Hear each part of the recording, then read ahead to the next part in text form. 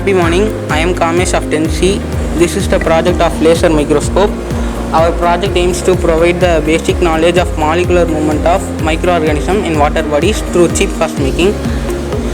When we pass the laser light into the water droplets, we can see many microorganisms moving.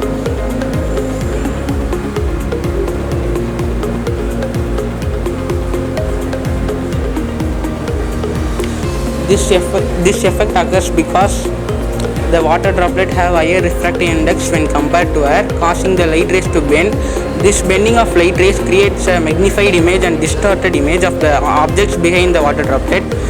As our project is based on microscope, it is obvious to say who is the father of microscope. He is none other than Anton van Leeuwenhoek. He found simple microscope in 1970s, which paved the path for further innovations made in microscopes. Out of many microorganisms found in water bodies, bacteria such as Norwalk virus and rotavirus and protozoans such as entamoeba and giardia are mainly found in water. Thank you.